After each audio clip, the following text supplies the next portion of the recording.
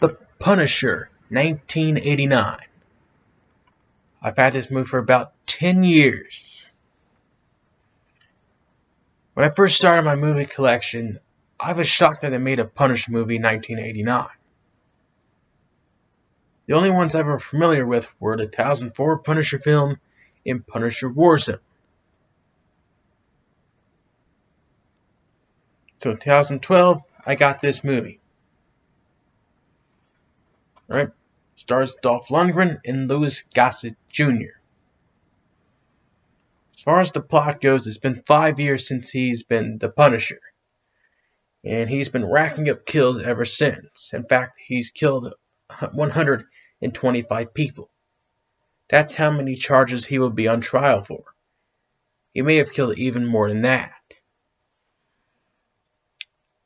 So he's taken down one crime family after another, one mobster after another.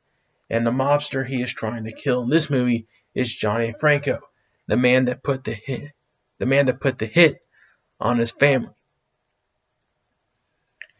However, he can't kill Johnny Franco right away, because the Yakuza have come into town. Yes, the Yakuza, the Japanese mafia, the group that was featured in The Wolverine.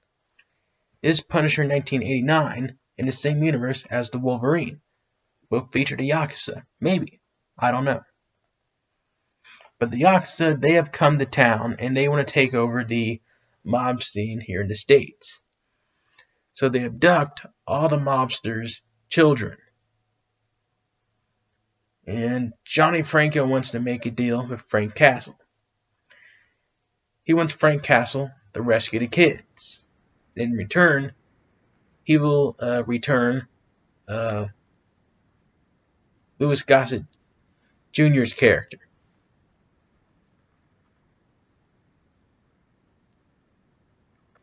Alright, in the movie, Louis Gossett Jr.'s character was abducted.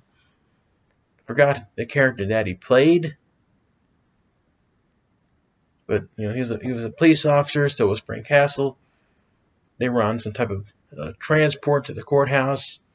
The transport got hijacked by Franco's mob, so they abducted Louis Gossett Jr., and the deal was that he would return Louis Gossett Jr.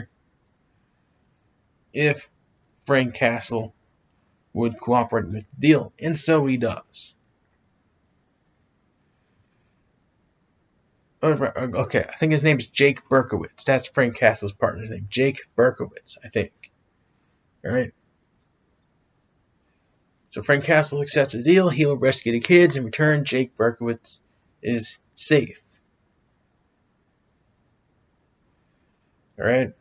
And once he has rescued the kids, then he can have Johnny Franco to himself. And that's pretty much what happens.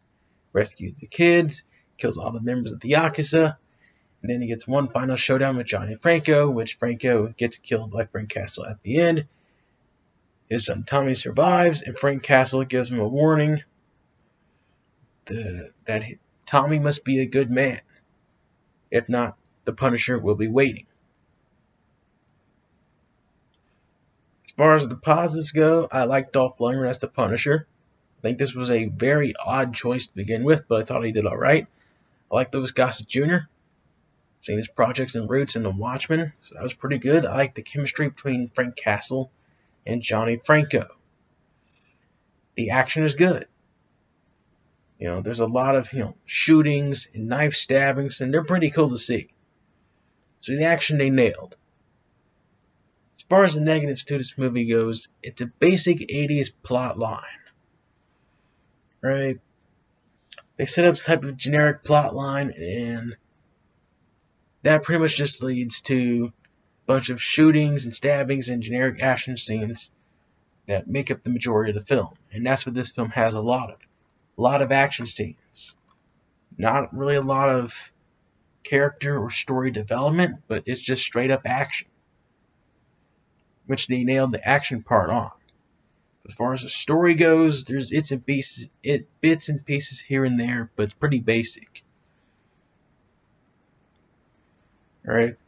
And I listened to director commentary from Mark Goldblatt, the director. He said that they had a low budget and not a lot of time to film this movie. If they had more resources to work with, this film may have been a lot better and probably saw a wider release. The film was released overseas in Germany, but here in the States it was direct to video.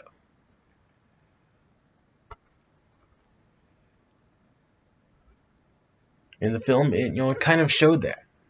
It kind of showed that they didn't really have a lot to work with here. I mean, they skipped right through the origin story. They rushed through it in 10 minutes, and then they just rushed to the plot, or just a bunch of action scenes stitched together.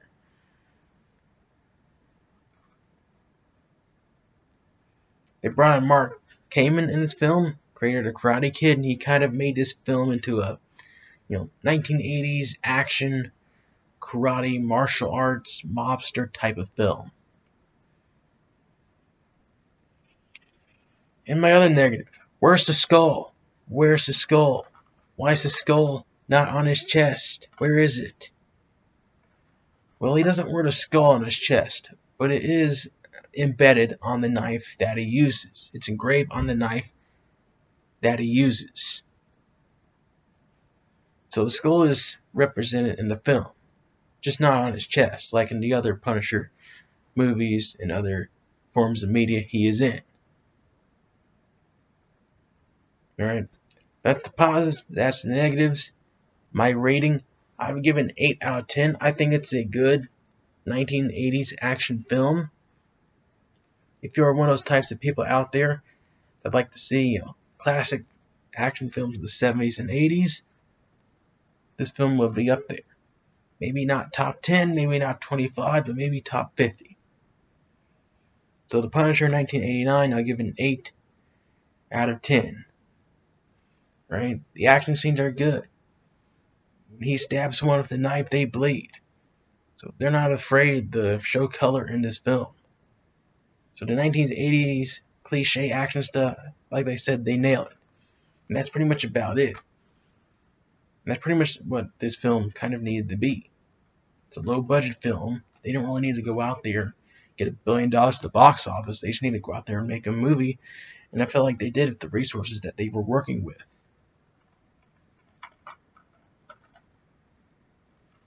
Does the film best represent the Punisher? No, far from it. But removing the Marvel Comics character lore, just judging the film as it is, it's a classic 80s action movie, and I'll give it an 8 out of 10. So this is your Punisher 1989 review.